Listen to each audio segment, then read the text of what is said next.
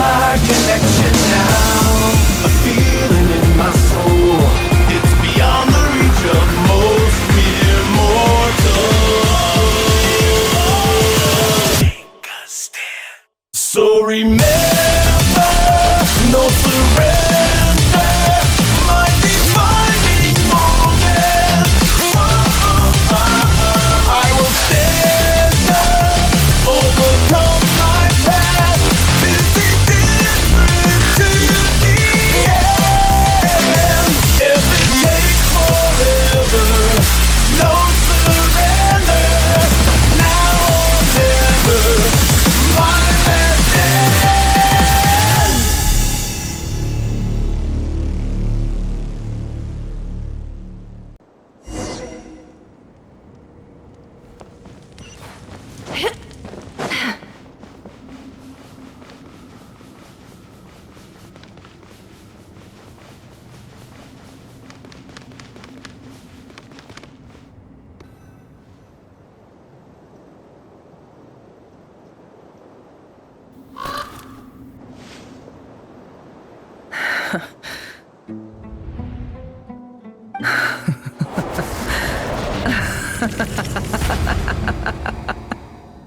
Look at yourselves. You may be vile, savage monsters, but your butchered bodies bleed like any others. You're no different. You're nothing special at all. The monsters who destroyed my home, they're just ordinary, petty human beings. What a joke. I think we're even now. Maybe I've even done the desert a favor. It's a better place without all these people around. Oh, Sinuhe, my gullible fool of a father. Perhaps if you'd been as ruthless as I was today, our tribespeople would still be alive. In this dog-eat-dog world, a chief needs to be tough to survive. But you couldn't do what had to be done. So I did it for you. Nefer, it's okay. All of this is in the past now. I believe I remember you promising to remain silent. Yeah, but even so... Yehoda, is there anything you can do to ease the tension? Alright, time for a sharp turn onto a completely different topic. So, anyway, that's enough of that. When are we getting out of this place? Feels like we've been walking forever. I'm getting pretty tired. Oh, Alma, you tired? Yes.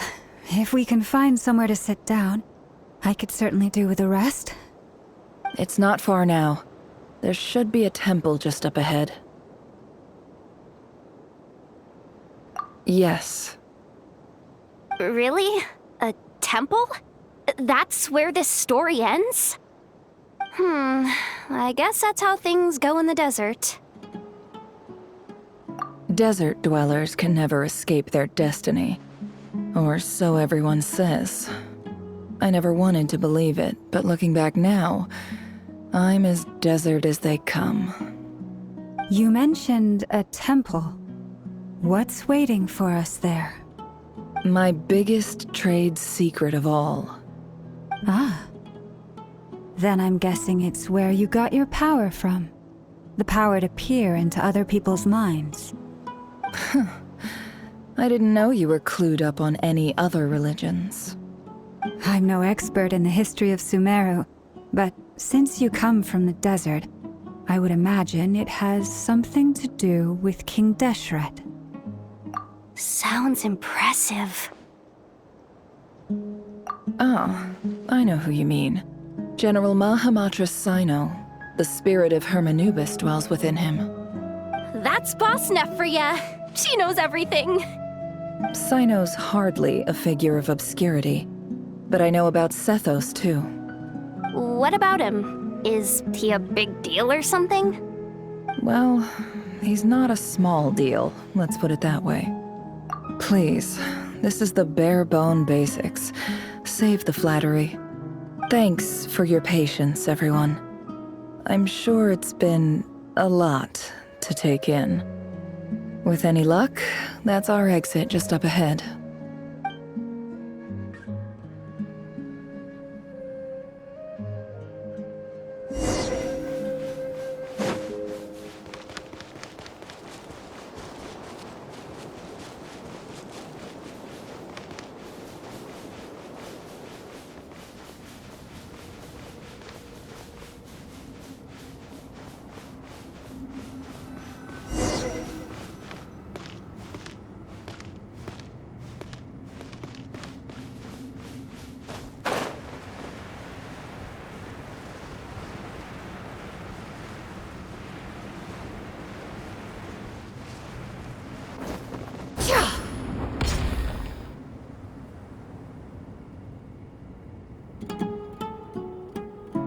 Uh-oh. Uh-oh. Uh-oh. I'm totally out of my depth here. I don't have anything to add about any of this stuff. Like, look at that statue, for instance. I want to do the whole name-dropping, this girl knows her stuff thing too, but I've never seen anything like it before. A statue with the head of a bird. That's Thoth, the Ibis King, one of the 7 pillars of King Deshret. The legends say that he, the Crocodile King, and the Goat King were the 3 retainers of King Deshret. Let's take a look.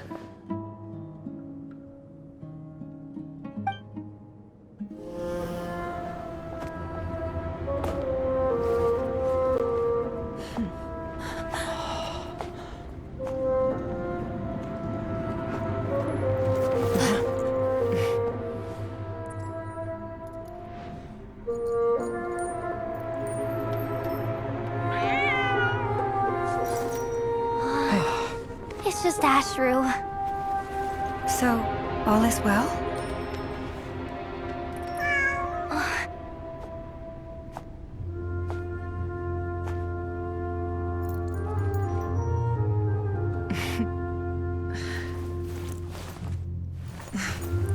Typically speaking, at this point, the world disintegrates. Then we find ourselves back in the outside world. Besides, these are my memories. There's nothing to fear. You're sure? Of course, it's almost over.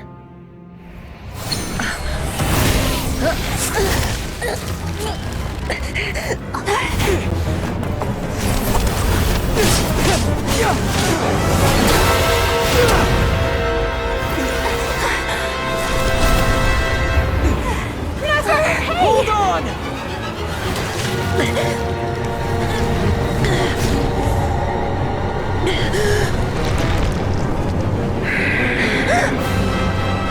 Knowing too much is always a death sentence. Speak for yourself.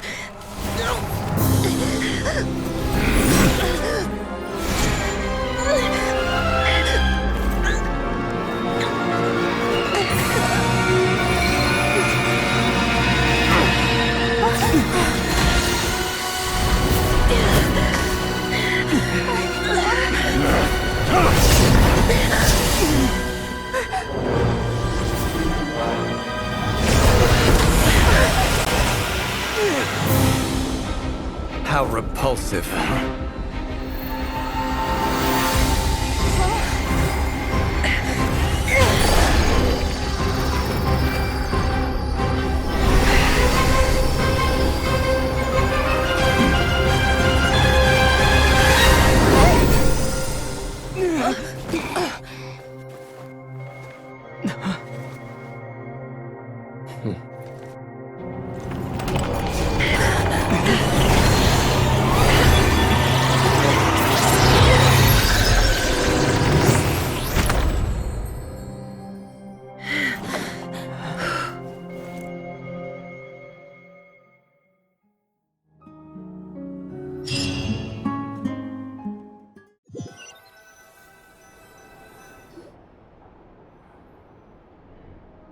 observed that pretty well, didn't I? It's okay. I'm just glad no one was hurt. Paimon noticed you doing something too, Dainsleif. Were you helping get them out? Of course. When I asked Nefer to conduct this investigation, I was not naive to the dangers involved. I had a duty to ensure your safety. Good to know your sense of justice is still intact after all these years. I take that to mean that you saw the truth. That comes as a great relief. I certainly did. And thanks to your help, I also managed to trap Rerir inside the chess set. Whoa, really? How'd you manage that? Well, to be honest, I sensed that something was wrong long before we made it to the temple. By using this fragment to probe into Rerir's past, well, the monster formerly known as Rerir, it seems I alerted him. I was tracking him, then he caught on and started tracking me too. Can't say I'm surprised. But how did he track you through your thoughts alone? That shouldn't be possible. Rerir was a secret agent who reported directly to the Vinster King. He is an expert at finding a trail and hunting down his pursuers. No wonder. He infiltrated the chess set, read my thoughts, and built a new virtual chess set inside of it. That's why we weren't able to leave at first. Speaking of your chess set, it's quite a remarkable item. Would I be right in thinking you have some connection to King Deshret? You overestimate me. I only have a connection with one of his underlings, the Ibis King. You all saw how this came to be. A long time ago, the Eab massacred my tribe, the Shimti, in our home village. A few years later, I enrolled in the academia, where some new information came to light. The Unut and the Eab fought a bitter battle over the rights to a well, all for the sake of a non-existent 50 million mora. The Eab ultimately won that confrontation, but their victory came at the cost of almost every warrior in the tribe. The final blow to the Eab came at the victory feast, when an Unut assassin beheaded their chief right before my eyes. The remaining Eab fled and have been scattered to the winds ever since. Having gotten my revenge, I returned to my hometown, where to my surprise, the nearby temple was still standing. There it was, seemingly immune to the relentless hostility of the desert, while my tribal home lay in ruins. As I stood there gazing at the temple, I noticed a cat just outside. This cat, as it turned out, was home to the spirit of the Ibis King. He led me to a gate deep inside the temple, and there he made a deal with me. This chess set is my gift from the Ibis King. The chessboard within is made to the same specifications as the one in the mausoleum of King Deshret, and represents his power of piercing analysis. With this chessboard in its container, I gained a certain ability to perceive hidden secrets. Now, you could conclude that the Ibis King simply wanted to give the people of this world the power to seek the truth, but I don't believe that's the full story. Every god plays favorites. Their hearts are as fickle as any human's, full of secrets, perversions, egotistical tendencies. But precious few gods are willing to admit this. It is the same with all powerful forces, including fate itself. Their gaze falls preferentially upon a select few. As you rightly point out, this is an act of favoritism.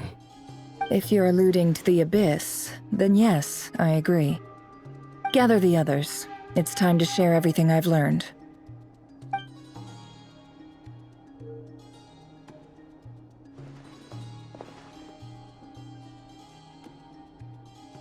Thank you all for being here. As promised, I did some further investigating into the Raker of Solnari's background. I am pleased to report that the investigation has been most fruitful indeed. The Raker of Solnari, real name Rerir, was once a Conrian subject who served the Vinster King. I will now share the important details of his story. Please save any questions or comments for the end.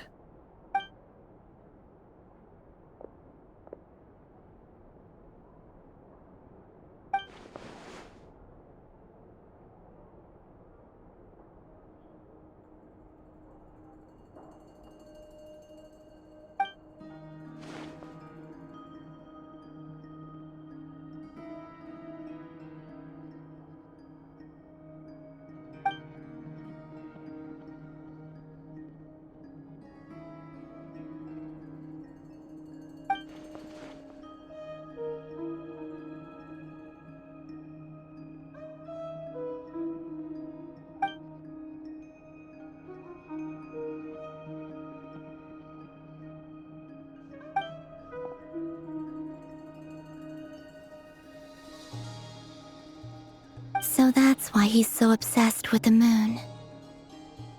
A tragic tale, to be sure. But it does not excuse his many transgressions. No matter how much Rerir suffered in the past, the fact remains that he is what we know today as the Wild Hunt, wreaking havoc upon innocent lives in Nodcry. He becomes more dangerous with each passing day. If left unchecked, it is simply a matter of time before all of Tevat suffers the consequences. This is a threat that the Knights of Favonius cannot ignore. A question for Miss Columbina. Forgive me if this is presumptuous, but have you ever seen the spatial gateway that appeared in Rerir's memory? Never. But I have heard stories of something called the Moon Gate, and this seems to fit the description. Miss Lama, any thoughts on this? In the lore of the Frost Moon Scions, the moon is believed to hold many secrets. Some sources speak of ancient knowledge, others of a gateway to the unknown. The term Moon Gate is one I have heard before. But as is the case with all of our legends, there are no records of any first-hand witnesses. We cannot know whether it truly exists. Then back to Miss Columbina. As a moon goddess yourself, do you have some idea of where the Moon Gate leads to? Not at this stage, sorry. I do hold the power of the Frost Moon, and my strength is recovering well.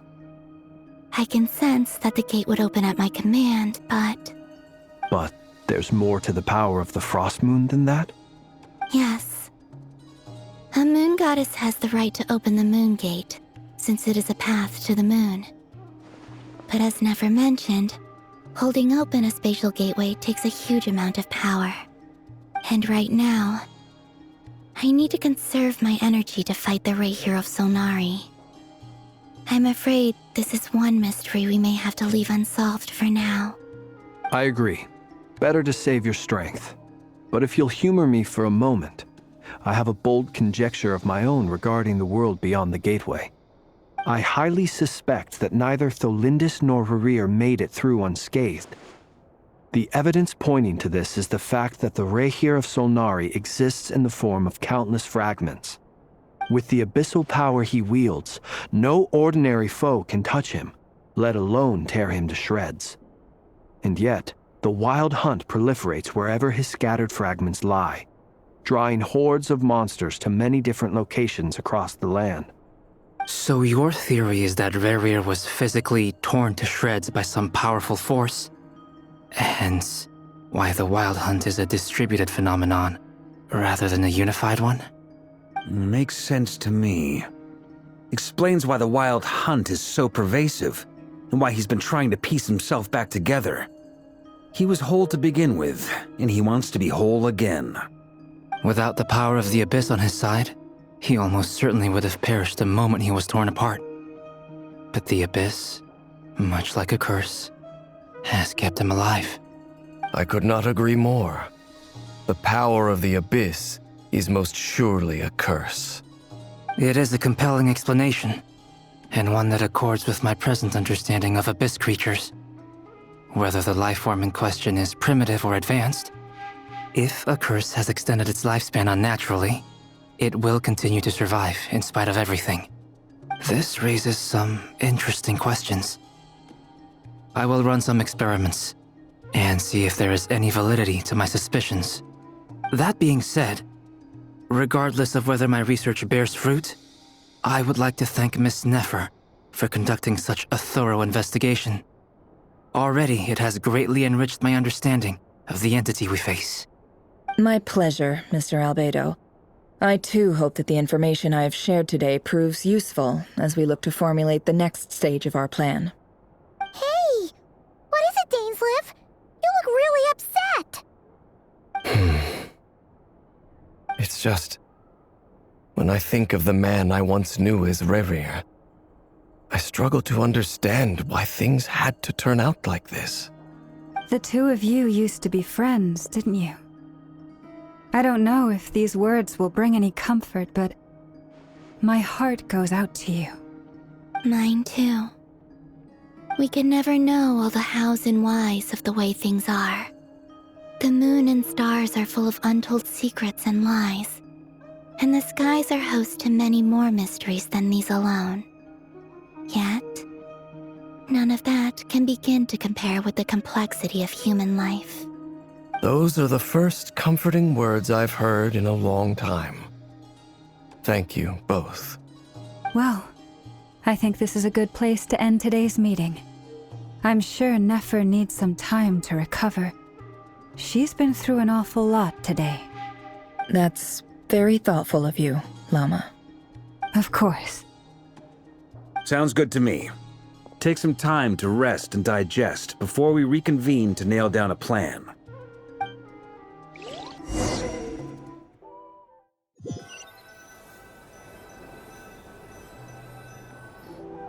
Hey, is this a bad time? Hope I didn't kill the conversation. No need. Come on, let's talk outside.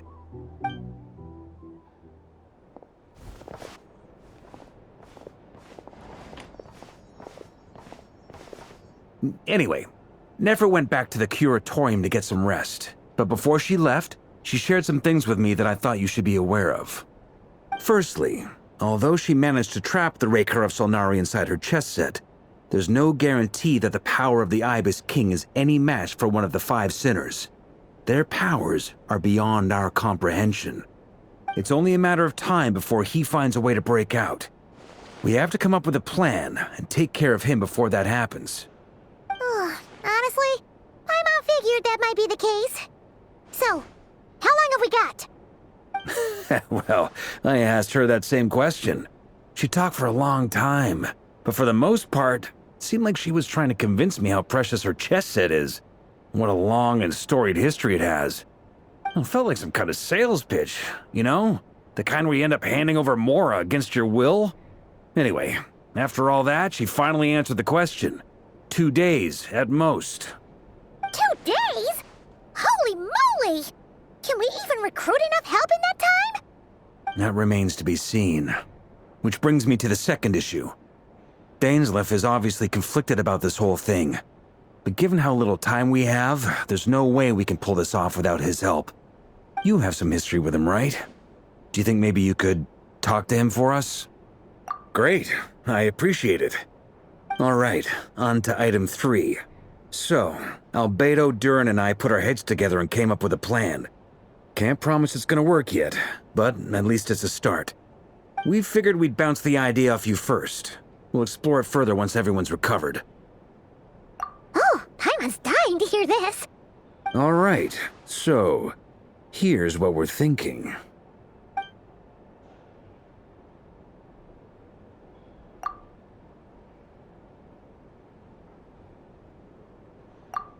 We felt a little uneasy about roping you into this. I mean, firstly, you're not locals, and secondly, none of us are your boss. You're well within your rights to refuse if you so choose. Roping us in? Why would you even say that? We know the stakes here. It's all of us against the Reher of Solnari, or none of us stand a chance. I choose my words very intentionally, I'll have you know. I like to think there's an art to striking a down-to-earth tone even when the stakes are through the roof. Sir Varka, I have a few thoughts about this plan. I'm all ears. I think we can be more flexible with how the roles are allocated. In my view, the most sensible lineup would be like this.